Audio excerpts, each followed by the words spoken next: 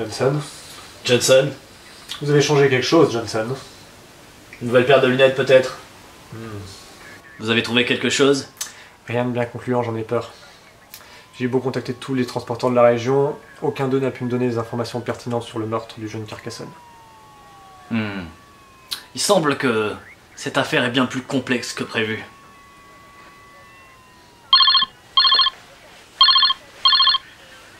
Oui, ici Johnson. Quoi? J'arrive.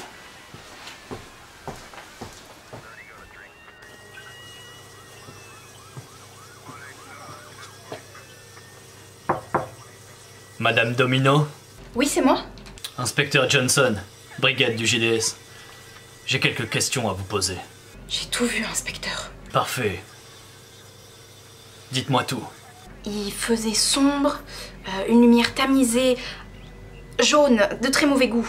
Les murs avaient des dorures baroques sur un fond taupe.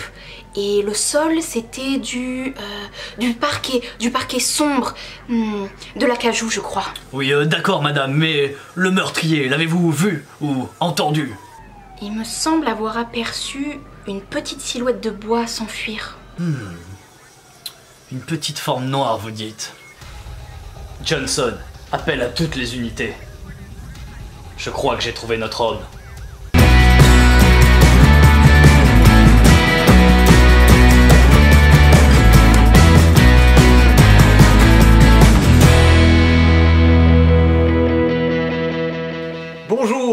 Bonsoir, bon joueur, bonne joueuse, bienvenue dans la vidéo du vendredi, salut Antoine. Salut Alex. Et j'espère que vous allez bien. Petite présentation avant de partir sur une nouveauté de jeu. Voici le calendrier de l'Avent que l'on a reçu, où 100% des bénéfices du coup iront directement au secours populaire. Voilà, donc on en a plein à la boutique, il y a également cette offre là chez Crazy Cats. Et ici on a du coup l'illustrateur qui est Amo. Exactement. Bêtise, voilà. Donc un très joli cerf, orné de petites boules de Noël. Voilà, donc ça c'est à la boutique. Ce n'est pas un jeu mais c'est très bon à manger. Et par contre, la nouveauté qu'on a actuellement, je te laisse regarder ici Antoine, nous avons reçu une super gamme de chez Asmodée qui est LogiQuest. Alors on a un LogiQuest Catan, on a un LogiQuest Les Aventuriers du Rail, je te les mets tous comme ça, hop, pour que tu puisses bien les voir. Yes, voilà. Parfait. Donc très cool ces thématiques. Hein. Ici vous avez Zip City et ensuite on a Shadow Glyphs. Alors pour Catan, comment ça se passe? Ici dans les LogiQuest, on a en fait un principe de casse-tête. C'est à partir de 8 ans, ça contient en tout 40 défis. Et le défi ici dans Catan, en fait, c'est de à chaque fois remplir le défi qui est indiqué ici, c'est notamment lié aux ressources. Parce que vous le savez peut-être, pour ceux qui jouent à Catan, il y a toujours un principe de ressources dans Catan. Ici c'est pareil, vous allez avoir une mise en place qui est faite et des ressources à placer. Et il y a un principe en fait de connexion à faire, notamment lié aux ressources. Et au fur et à mesure, on va intégrer de nouveaux personnages qui vont voler les ressources, qui vont les générer, etc. etc. Donc c'est un principe de casse-tête avec un petit côté scénarisé, parce que les scénarios vont vous raconter une histoire au fur et à mesure de les faire. Pareil pour les Aventuriers du Rail, du moins le côté un petit peu scénarisé, mais pas du tout dans la même logique, où en fait ici on va avoir des trains qu'on va essayer en fait de faire correspondre en fonction de l'arrivée. En fait vous avez une destination à faire précise avec des trains de couleur, et vous aurez à les déplacer sur un cadran qui va bouger. En fait vous allez déplacer le cadran, et les rails vont se former différemment de façon à faire reculer et avancer différents wagons, et ceci de façon à réaliser le défi en un moins de coûts possible, évidemment. On regarde vraiment ce principe de logique. Dans Zip City, ici, c'est des billes à faire rouler. Vous avez ici une mise en place, on le voit très bien ici à chaque fois, c'est toujours très bien fait, hein, c'est ces petites autres boîtes pour les casse-têtes. Un défi ici avec une mise en place particulière et un objectif par rapport aux couleurs de billes qui doivent atteindre telle tuile. Vous aurez des tuiles à placer pour la mise en place et des tuiles à rajouter pour former le parcours. Et à la fin, vous devez arriver à ce qui est marqué sur le défi. Donc les billes doivent rouler et arriver à une destination précise comme indiqué sur le défi. Donc on garde toujours ce principe de cassette. Et alors là, on arrive sur mon petit chouchou, je trouve ça vraiment génial. J'ai adoré également. Très très novateur. Là, on prend le principe des ombres chinoises et le principe c'est de réaliser une forme indiquée. Donc vous aurez cette forme-là à réaliser en ombre évidemment, donc on aura besoin évidemment de piles parce que forcément la petite lumière elle marche avec des piles. Et donc là en fait vous avez une forme à réaliser en ombre chinoise avec d'autres formes, et donc du coup en fait on va beaucoup jouer avec la position des différentes formes, mais en termes de profondeur c'est vraiment hyper malin, c'est très réussi. Il y a plein de casse-têtes différents, comme je disais il y en a 40, c'est très très cool. Franchement le côté ombre chinoise moi me scie parce que je n'en connais aucun. C'est très bien pensé. Fait ça. Donc ça c'était pour la gamme des LogiQuest qui sont arrivés à la boutique aujourd'hui. Maintenant je crois qu'on va plutôt regarder par là-bas. Quelque chose par ici. Nil, Nil, Nil, fleuve impétueux et tumultueux, tu es comme notre reine, la source de la vie. Bonjour. Salut Alice. Ça faisait longtemps, n'est-ce pas? J'espère que je vous avais manqué. Évidemment. Voilà, je suis là pour Nil Artefact. Nil ou Nile, les gens disent Nile, je sais pas. Nil Artefact, c'est un jeu de Matthew Dunstan et Brett G. Gilbert, distribué par Ankama et BlackRock. C'est de 2 à 4 joueurs à partir de 8 ans et 20 minutes de partie. Pour les mécaniques, ça va être du collection, du jeu de collection, un peu comme du pick and delivery aussi qu'on retrouvait dans Whale Riders.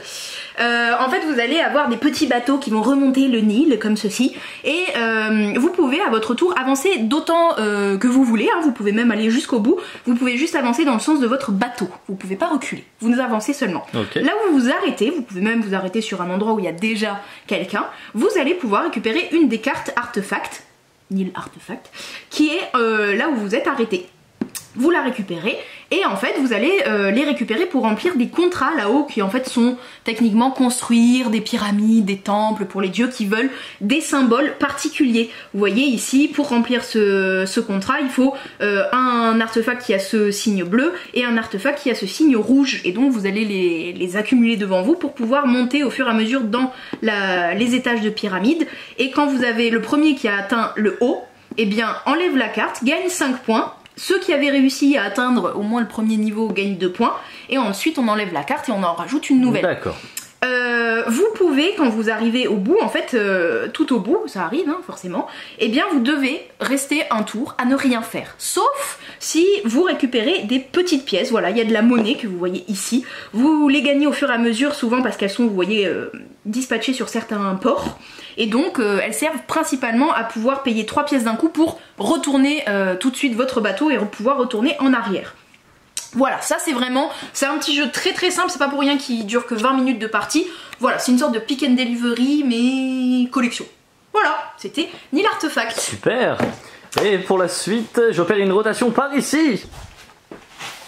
C'est moi encore. Incroyable. Oh là là, quelle magie. Voici le cliché du siècle. Je sais pas pourquoi j'applaudis, je trouvais que ça allait bien avec le titre. Cliché du siècle, du coup, c'est... Attendez, je le sors, voilà. Un jeu de Don't Panic Game distribué par MAD. C'est à partir de 10 ans quand même, c'est à partir de 4 joueurs, enfin pour 2 à 4 joueurs, et c'est 45 minutes de jeu environ. Ok. Hop, je vous parlerai de l'extension après qui est derrière. Hop.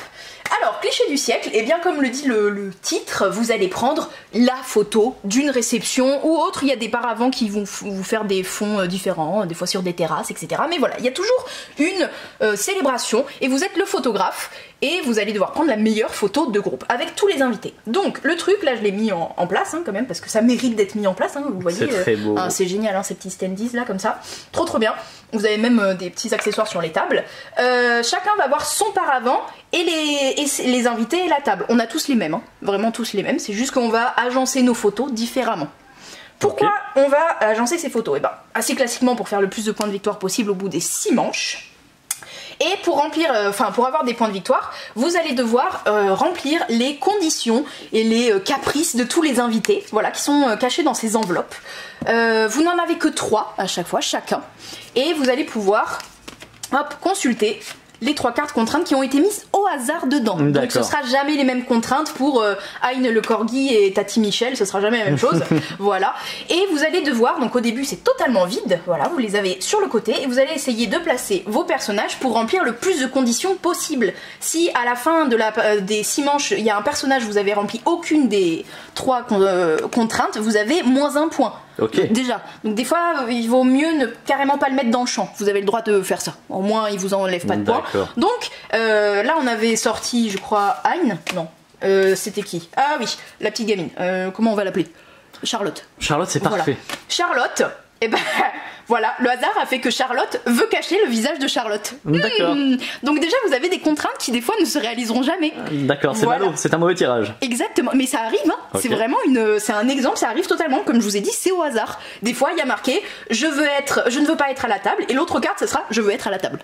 Ok. Voilà, vous vous arrangez comme vous pouvez, vous allez essayer de remplir le maximum de ces contraintes, ou alors quand vous voyez que ça vaut pas le coup, bah justement comme je vous ai dit, vous les... Charlotte par exemple, on peut la cacher derrière d'autres personnes, ça marche? Et non, puisque c'est elle qui veut cacher son propre visage. Cacher son propre visage elle-même. Oui, voilà, ça va être un peu compliqué. Par contre, elle veut pas être à table. Ok, alors Charlotte, elle est où? Elle est là, hop, je vais la mettre plus loin, parce que là, si tu zoomes, tu vois qu'il y a le quadrillage qui correspond aux cartes. Tout à fait. Voilà. Donc voilà, elle veut être au fond. Ok. Et elle ne veut personne devant elle. Bon, ça va être compliqué parce qu'elle veut se mettre au fond, donc ça veut dire déjà que je mettrai personne devant. C'est un peu la galère avec Charlotte, hein, j'ai l'impression. Elle est capricieuse. Voilà, je ne dirai pas d'autres mots, je suis très gentille. Donc, chacun fait ça de son côté.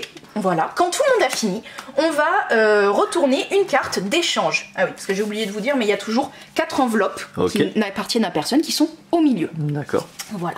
Vous allez tirer une carte échange qui est ici et qui va vous dire comment vous allez échanger vos paquets de cartes. Parce que les autres veulent aussi placer les convives, mais ils connaissent pas toutes les contraintes de tous les convives. Et comment ils vont le connaître? Eh bien, en échangeant les paquets de cartes avec les autres. Là, quand on tire celle-là, à ce tour-ci, chaque joueur prend simultanément une enveloppe de son choix à l'autre joueur. Donc vous allez dire, ok, alors il avait l'air hyper content parce que vous pouvez faire du bluff. Quand il a eu Tati Josiane, je sais plus si je l'ai appelé comme ça tout à l'heure, mais Tati Josiane, c'est parfait. C'est bien Tati Josiane. Quand vous aviez Tati Josiane, vous êtes en train de dire, ah oui, mais c'est super bien comme ça et tout. Et donc l'autre il va dire, Tati Josiane elle a l'air intéressante, donc je vais lui prendre. Des fois c'était du bluff, hein. Tati Josiane est aussi capricieuse que Charlotte.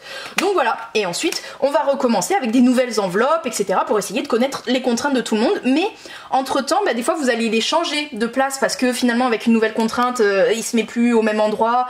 Il y a aussi un jeu de mémoire pour se souvenir c'était quoi les contraintes du monsieur que j'ai déplacé. Voilà, vous aurez aussi des accessoires à mettre en place, etc. etc. Ça c'est le jeu de base. Et ensuite vous avez le cliché du siècle photo de groupe. C'est une extension pour pouvoir jouer de 5 à 5 et 6 joueurs en plus. Il y a des nouveaux fonds, il y a des nouvelles contraintes et des nouveaux objets principalement. Voilà. Super. Voilà. C'est un jeu hyper original, je trouve, parce qu'à la fin, vraiment, vous allez bien pouvoir prendre votre photo pour voir exactement qui rentre dans le champ. Voilà. Est-ce que voilà. Il n'y a que ça qui rentrera dans mon champ. Et comme ça, tu pourras vérifier les points que tu as. Exactement. Génial. C'est vraiment trop cool ce jeu. Moi, vraiment, il m'a grave plu. Voilà, c'était cliché du siècle. Bien, merci beaucoup. On va passer à un jeu suivant qui part ici. Attention. Bonjour monsieur.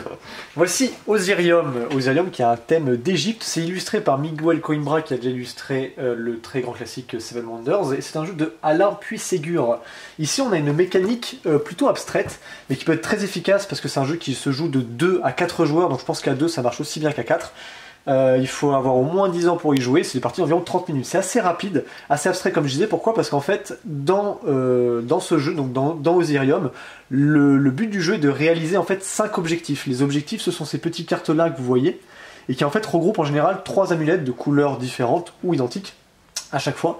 Et ce sont des amulettes que l'on va placer sur le plateau ici central, composé en fait de 16 cases.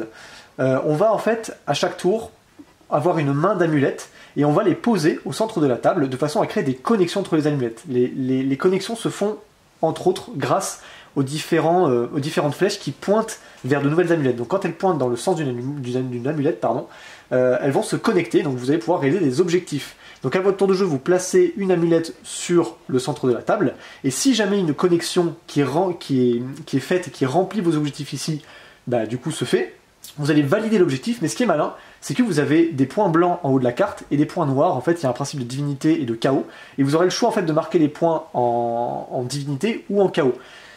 Quelle est la grosse différence? En fait, notamment les points blancs sont plus intéressants parce que vous retirez aussi moins d'amulettes sur le plateau. Vous verrez que vous allez retirer des amulettes sur le plateau. Le chaos va retirer plus d'amulettes sur le plateau. Et l'intérêt de retirer ces amulettes, c'est que vous les stockez devant vous. Et en fait, en début de partie, on vous a donné un autre objectif qui est lié à la collecte des amulettes. Donc c'est là que c'est très malin parce qu'en fait, quand vous marquez des objectifs, quand vous marquez les points d'un objectif, vous les marquez sur un petit plateau indiqué ici, avec votre petite anque qui va du coup servir de marquage de points. Et en plus, vous collectez des amulettes qui vous servent pour d'autres objectifs. Une fois que j'ai rempli un objectif, je vais le remplacer par un autre.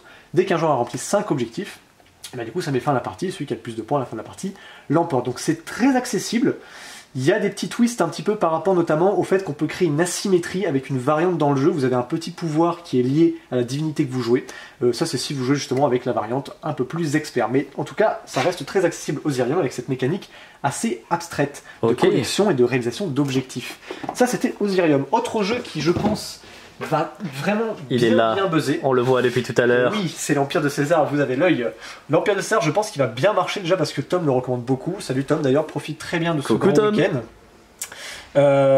C'est un jeu qui va vous faire penser un petit peu aux Aventuriers du Rail, parce qu'il y aura des routes qui vont se créer, mais là c'est pas des routes avec des trains, c'est des routes romaines, et notamment à ce côté aussi de Rapa Nui, si vous connaissez Rapa Nui de chez Matago, où on va en fait essayer de se placer sur des chemins qui vont du coup forcer les joueurs à les emprunter. Et ce faisant, du coup, on va marquer des points de victoire. Ici, vous avez un plateau qui n'est pas totalement, on va dire, placé. Il n'est pas déplié, effectivement. Normalement, il est beaucoup plus grand. Il est beaucoup plus grand. Donc, on va avoir Rome qui est au centre. Regardez-moi toutes ces épaisseurs de plateau. Exactement. On va avoir Rome qui est au centre. On a différentes régions qui sont représentées notamment par des petites couleurs. Et en fait, on va avoir aussi... le but du jeu, ça va être de marquer le plus de points de victoire. On peut marquer des points de victoire en contrôlant des régions. On va avoir des points de victoire en récupérant des ressources. Et on va avoir des points de victoire tout au long de la partie, comme je disais, lorsqu'on va passer par des voies adverses. Comment ça se passe à mon tour de jeu? En fait, je vais pouvoir tout simplement, à mon tour de jeu, placer une ou plusieurs routes romaines. En fait, quand vous avez 2 placements ici séparés d'un trait, bah, vous en placez directement 2 en fait. Exactement. Tout simplement. Si jamais il n'y en a qu'un seul comme ici, bah, je n'en place qu'un seul. L'idée, c'est que quand je place justement, on va se dire que je me place ici sur une route, je vais récupérer la ressource que je vais poser sur mon plateau. Et je vais également récupérer cette petite tuile qui va me faire des points en fin de partie. Alors, pour le calcul des points, c'est très simple. Les ressources ici, que ce soit les ressources classiques ou or, plus vous en avez ici de différentes, plus vous marquez de points. Vous allez également pouvoir récupérer d'autres ressources identiques, ça vous fait également des points.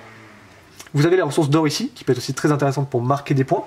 Et ici, ce sont les régions que vous contrôlez. En fait, vous allez récupérer tout au long de la partie des différents jetons de régions. Mais attention à ne pas en cumuler trop. Pourquoi? Parce qu'en fait, si j'ai le 3 et le 5 en bleu clair, et bien je ne marque que la valeur la plus haute. Donc là, entre autres, je ne marquerai pas 3, mais je marquerai 5. Ça peut être aussi intéressant, donc comme je disais, de marquer des points en vous plaçant judicieusement sur les chemins. Pourquoi? Parce qu'une fois qu'on s'est placé, mettons je sois jaune et je me sois placé ici, je récupère donc ça, hop, je mets ma ressource ici, et maintenant je vais faire mon retour, en gros mon rapport à Rome, donc je vais faire mon retour jusqu'à Rome. Sauf que en faisant ça, je passe sûrement par des chemins ennemis. Et donc du coup, pour chacune des routes romaines que je vais croiser, je vais marquer un point. Donc là, je suis détenteur de 2 routes, donc je marque 2 points, c'est très bien. Par contre, là, le joueur vert, bah, je suis obligé de passer par chez lui en fait, donc il va également marquer un point. Et ouais. Pour chaque route. Exactement, et ici, le joueur violet va aussi profiter de ça. Donc c'est un jeu très malin parce que vous devez vous placer à la fois pour récupérer des ressources différentes ou identiques pour vous faire marquer des points. L'or est très intéressant, notamment pour les points, comme je vous disais, mais aussi bien parce sûr, que très exponentiel. Si on récupère l'or, à ce moment-là, le retour à Rome vous fait doubler les points. Intéressant. Un peu plus tactique. On va du coup à la fin de la partie, donc la fin de la partie s'enclenche dès qu'un joueur, un peu comme les aventuriers du rail, n'a plus de route romaine devant lui. À partir de là, on calcule les points entre ceux qu'on a gagnés pendant la partie via les routes, ceux qu'on aura gagnés avec l'or, les majorités de régions et les ressources différentes. Vous faites la soupe de points et celui qui a le plus de points à la fin de la partie l'emporte. Donc vraiment un jeu très familial. Il a ce côté très tactique d'aventurier du rail, ce côté très sympa d'aller piéger les joueurs à travers des ressources qu'ils souhaitent avoir, mais ils sont obligés de passer par chez vous, un peu comme dans Rapa Nui. Là, c'est un jeu de Mathieu Potvin, illustré par Alexandre Bonvalo et Joël Drance. Voilà, c'est une recommandation de Tom. C'est un jeu qu'il a joué plusieurs fois, déjà au moins 5 parties, je pense, à son actif, ce qui est beaucoup dans notre milieu, en fait, parce qu'on n'a pas souvent le temps de jouer. Autant vous dire qu'à 2, à 3 et à 4, ça va très bien fonctionner, sachant qu'à 2, vous avez la possibilité aussi de marquer des points de victoire supplémentaires lorsque vous aurez contrôlé entièrement des régions. Voilà pour l'Empire de César. Super. Et je pense que tu as autre chose à présenter. Tout à fait, c'est moi qui vais passer de l'autre côté de la caméra, donc je vais opérer un changement de caméra dans le milieu professionnel. On appelle ça un tourbillon magique. Attention, c'est parti, tourbillon magique. Wow. Salut YouTube. Je suis passé de l'autre côté de la caméra pour vous présenter A War of Whispers, un jeu de Jérémy Stolfus pour 2 à 4 personnes à partir de 14 ans, parce qu'on est plutôt sur du jeu expert. Qu'est-ce que c'est que A War of Whispers? Eh bien, c'est un jeu de stratégie, mais aussi de fourberie. Le genre de jeu qui me plaît bien. Pourquoi? Eh bien, c'est très simple. Parce que on va jouer des armées, donc 5 factions qui combattent pour la domination du monde, mais à l'inverse de comment ça s'appelle, de Risk et consorts, eh bien on ne sait pas qui joue telle ou telle armée, vu que toutes les armées peuvent être jouées par tout le monde. En fait, en début de partie, vous allez recevoir sur votre plateau, comme ceci, des petits jetons qui sont face cachée, il n'y a que vous qui pouvez les consulter, et qui vont vous indiquer les points que vont vous faire gagner telle ou telle armée. Regardez ici en bas à gauche, eh bien je vois que par exemple, si j'ai l'armée bleue à cet emplacement, elle me fera gagner 4 points par ville qu'elle possède, et puis si c'est l'armée rouge, admettons 3 points, et ainsi de suite. Attention, la dernière armée me fera fera des points négatifs, donc il faut s'arranger pour que cette faction-là eh bien, ne soit pas trop installée sur le plateau. Comment est-ce qu'on va faire pour déclencher les guerres, se déplacer, attaquer, recruter des unités? Eh bien, on a autour du plateau, ça c'est très bien fait, d'ailleurs le plateau rond, moi je trouve ça très appréciable. Nous allons avoir les actions qui correspondent aux différentes factions, donc de différentes couleurs.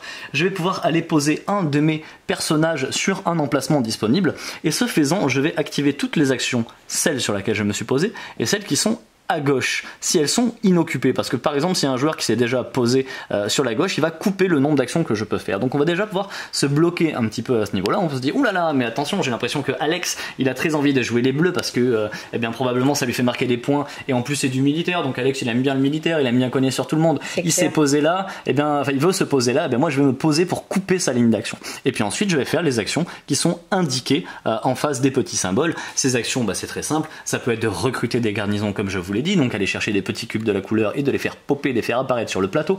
Ça peut être déplacer, attaquer. Là la guerre c'est très simple, on regarde une zone et c'est 1 contre 1, hein. Donc par exemple s'il y a 3 et 4 petits cubes, et bien à la fin il n'en restera que 1 de la faction où il y en avait 4. Donc ils vont s'entretuer, et puis autre action possible, ça va être d'aller chercher des cartes. Les cartes, elles correspondent aux différentes factions, elles sont aussi asymétriques dans le paquet de cartes, il n'y aura pas tout à fait les mêmes actions, et ces actions, vous allez pouvoir les utiliser pour évidemment faire tourner la sauce à votre avantage. Alors évidemment, on peut très bien aussi choisir de jouer une faction et de la faire se faire ruiner complètement contre les autres joueurs. Petit twist, si jamais je sens que finalement la faction que je veux faire gagner ça va pas du tout, j'arriverai jamais à la faire gagner, je peux choisir de changer cette faction avec une autre faction de mon plateau, mais ce faisant je vais dévoiler. Donc par exemple admettons les verts, je sens que c'est la cata, vraiment la grosse cata, et bien les rouges au contraire tout va bien, je vais changer sur mon plateau le rouge et le vert, mais ce faisant je vais les dévoiler aux autres joueurs. Donc désormais les autres joueurs connaissent tous mes plans, ils vont pouvoir se placer sur les fameuses lignes d'action pour aller me bloquer mes actions, et puis ils vont envoyer les autres armées pour aller me faire la peau, et ils ont bien raison, donc il va falloir la jouer très très fine là-dessus. Voilà pour A War of Whispers, moi ça me donne très très envie. Ouais. Et je vais vous présenter un autre jeu qui est juste ici, Vampire la Mascarade Rivals. Donc Vampire la Mascarade, eh bien c'est une grande licence de jeu de rôle qui a été déclinée. Il y a déjà eu des jeux de cartes évolutifs, puisqu'on parle d'un jeu de cartes évolutif. Il y a eu des jeux vidéo, il y a eu plein de choses. Et bien donc le jeu de cartes évolutif Vampire la Mascarade Rivals est de retour. Donc lui est dérivé des règles de jeu qu'avait déjà tenté Richard Garfield il y a quelques années dans l'univers de Vampire la Mascarade, dont je ne me rappelle pas le nom, je ne vais pas vous dire de bêtises. Dans cette boîte là, qu'allons-nous trouver? Eh bien on va trouver 4 decks tout faits, évidemment avec le matériel, le contenu pour aller personnaliser vos decks, qui correspondent à 4 factions qu'il y a dans l'univers de Vampire. Donc là on a les Ventrue, on a les Bruja, on a les Toreadors et les Malkaviens. Comment ça fonctionne en gros? Eh bien c'est un jeu qui est pensé pour être plutôt jouer à 3 ou 4 joueurs, on peut jouer à 2, mais franchement vous allez voir à 3-4 joueurs ça va être plus intéressant. Vous avez votre paquet de cartes, vous avez votre planque, c'est là où vos vampires vont se cacher pour se refaire et ourdir des plans.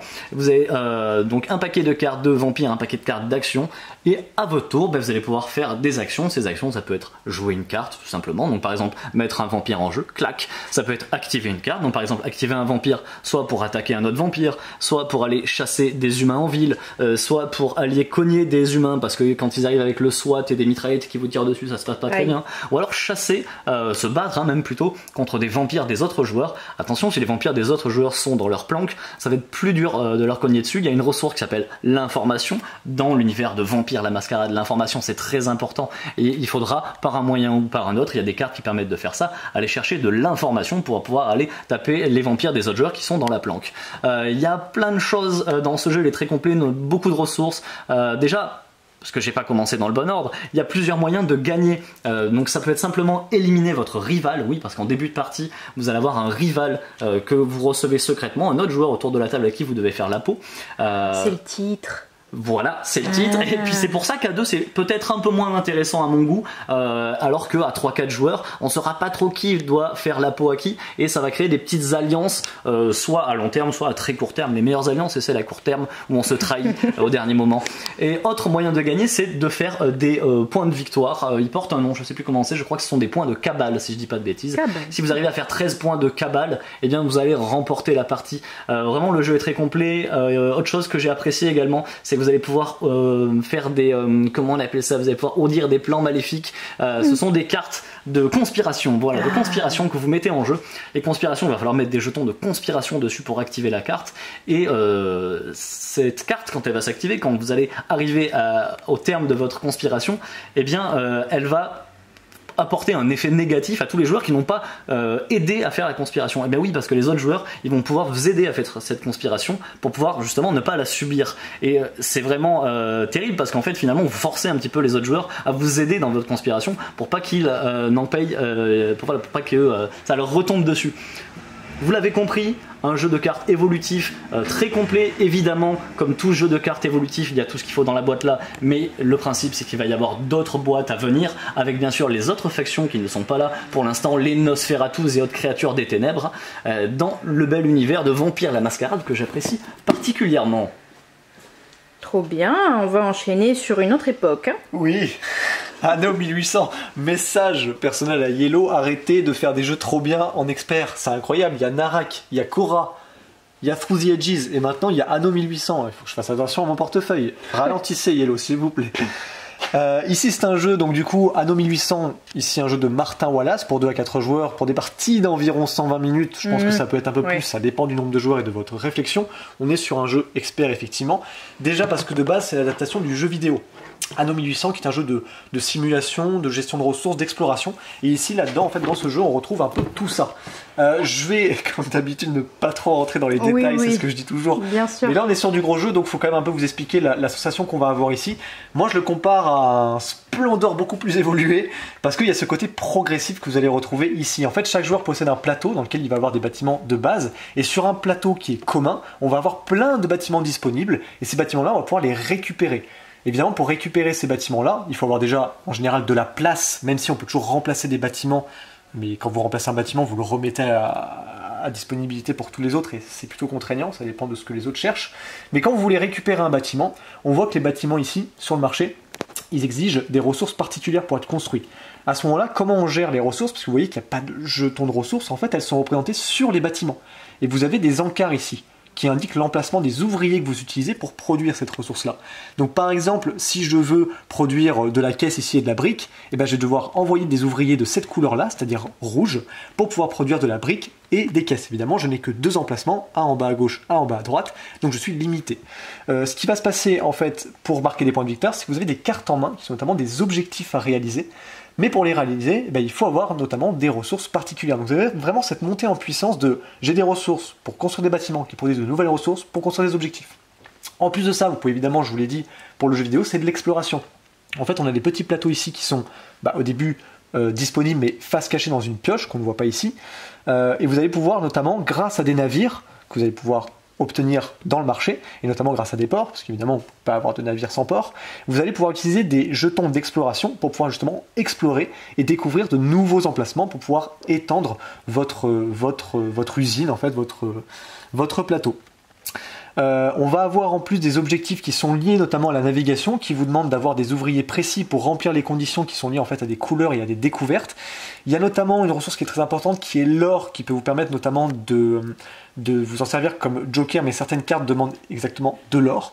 Et l'or notamment vous le récupérez quand certains joueurs marchandent avec vous. Et oui, parce que c'est là où il y a toute l'interaction du jeu, c'est que grâce à différents bateaux spécialisés dans l'échange, dans le troc de marchandises, vous allez pouvoir échanger ou du moins acheter des ressources aux adversaires. Évidemment, ce qui est très cool, c'est qu'on peut partir explorer pour récupérer des ressources, je dirais, exotiques, et ces ressources-là, elles ne sont pas échangeables avec les adversaires. Donc c'est un jeu extrêmement riche. J'ai pas fait tout le tour des actions parce qu'on peut notamment améliorer ses ouvriers, on le voit ici. c'est notamment l'utilité de l'or, c'est de pouvoir améliorer des ouvriers. On voit qu'on a ici des petits ouvriers de basse qualité, entre guillemets, qui permettent de produire très peu de bonnes ressources, alors que plus j'évolue mes ouvriers, plus ils sont compétents dans plusieurs domaines. Voilà, j'ai fait à peu près le tour de Anno 1800 très rapidement, parce que c'est un jeu extrêmement riche, avec plein de possibilités, avec des actions de base associées à des actions gratuites, c'est ce qu'on retrouve notamment dans les ruines de Nara que je trouve excellent. Et donc voilà, c'est une présentation ici de Anno 1800 très succincte. J'espère que ça vous a emballé. En tout cas, Martin Wallace fait toujours du très bon travail. J'avais adoré Rocketman, j'avais adoré Londres, que je trouve excellent. On va continuer notamment par là-bas. Voilà. Hey, salut, par ici. Hop là, on continue donc avec Monkey. Monkey, c'est le dernier né de la gamme Flying Games. Cette petite gamme, vous pouvez voir ici, donc avec Ice Team, Jurassic Brunch, Mosquito Show, il y avait Jurassic Snack aussi. Ben voilà, le dernier c'est Monkey. Donc cette gamme de petits jeux avec des petites figurines, avec des règles faciles à prendre en main, des parties rapides, simples et efficaces et inspirées des jeux abstraits, donc essentiellement du déplacement de pions, de case par case, ce genre de choses. C'est un jeu de Anthony, tout à fait, Guilain et Jean Pinault, illustré par Camille Chaussy à partir de 7 ans et pour 2 joueurs puisque c'est un jeu d'affrontement. Que va-t-on faire dans Monkey? Eh bien dans Monkey nous jouons donc ces 2 singes que vous avez pu voir dedans et devant avec leur véritable tête de vainqueur comme ceci. On va aller récolter des fruits pour devenir le roi de la jungle. Il y a 2 moyens de gagner, soit vous arrivez à avoir tous les fruits normaux différents qui sont disséminés sur le plateau, soit les 4 fruits d'or différents.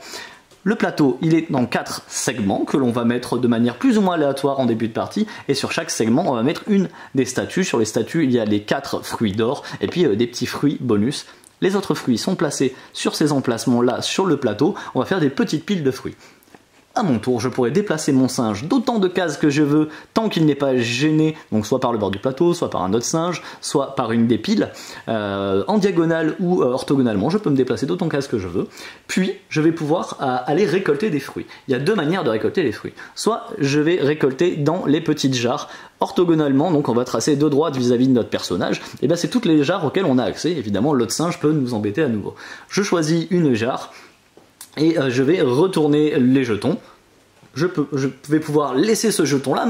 Pour l'instant, je peux choisir de m'arrêter et de le stocker dans ma zone, ou alors de continuer. Il y a un petit côté stop ou encore. Donc admettons je continue, je dévoile encore un autre fruit dans une autre jarre, c'est bon, pas de problème. Oh bah super, je continue, je dévoile encore un autre fruit. S'il y a 2 fois le même fruit qui apparaît sur le plateau, c'est loupé, et ces fruits, eh bien, ils vont aller partir sur les différentes petites statues, il faudra aller les récupérer plus tard, et j'ai un petit peu loupé mon tour. Si je m'étais arrêté à temps, ben, comme je vous l'ai dit, ils vont venir se placer sur mon plateau. Autre chose que je peux faire pour récupérer les fruits, donc je vous ai dit, première option, c'est de récupérer dans les petites piles de fruits.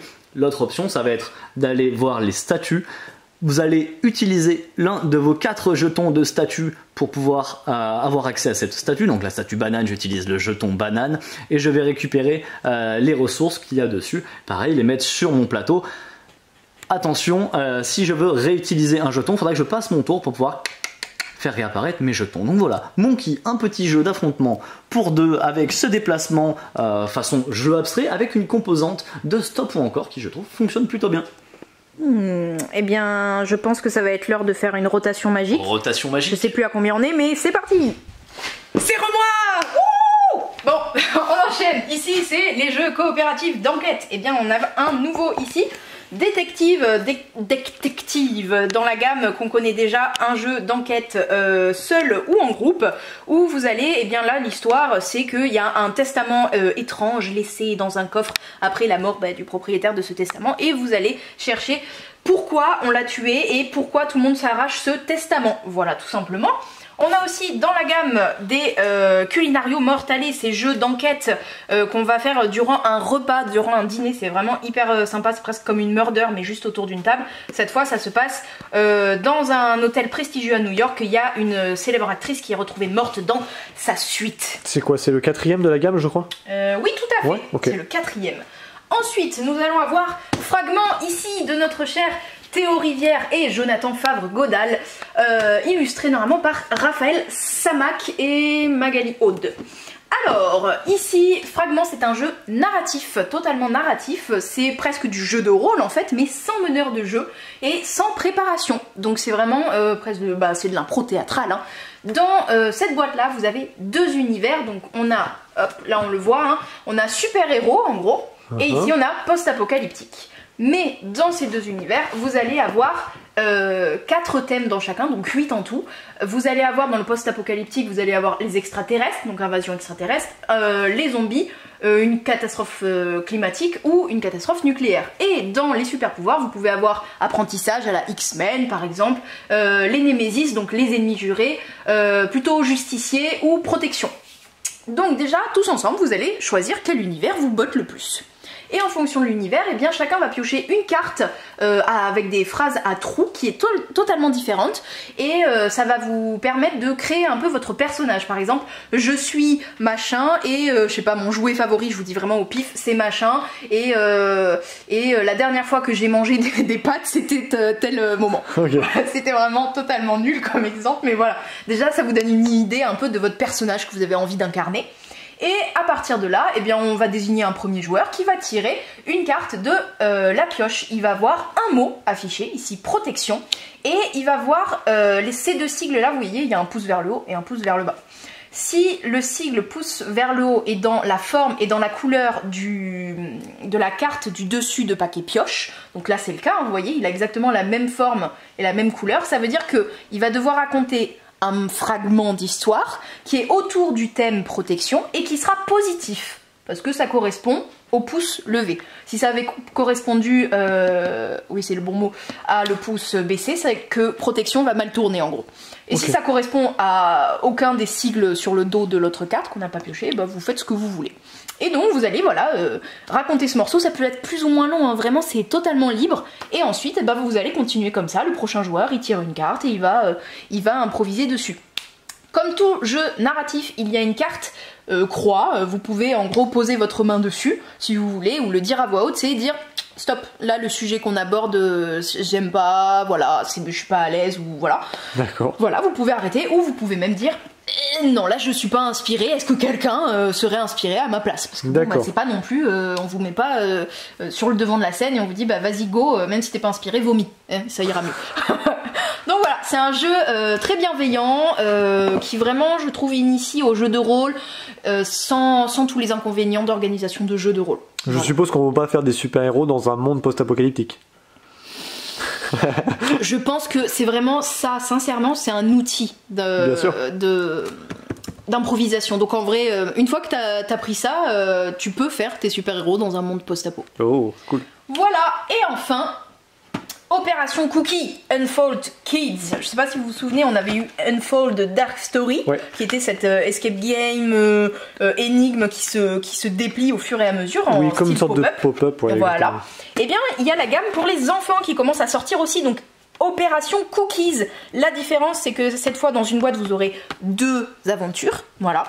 Le pitch, c'est que vous êtes un enfant. Bon, c'est pas très parlant. Hein. Je vais regarder le devant. Hein, c'est plus parlant. Vous êtes l'enfant d'un couple de super-héros agents et vous aussi, vous avez des super-pouvoirs. Et on vous a dit, ne rentre pas dans le placard secret de nous, agents secrets. Et vos parents sont partis en mission. J'ai très envie d'aller voir dans ce placard secret. Mais oui. Et donc vous allez rentrer dans ce placard secret où il y a plein de pièges et de systèmes faits par les papas et mamans espions. Et voilà, vous allez essayer de déjouer tout ça pour, je suis pas allée jusqu'à la fin, mais je pense trouver le pot de cookies. Oui, sûrement. Voilà. Voilà. Super. C'est tout pour moi, je laisse la place à Antoine. Recoucou pour vous présenter les Logicase. Logicase, on a actuellement les Logicase 6 ans et plus et la petite boîte d'extension.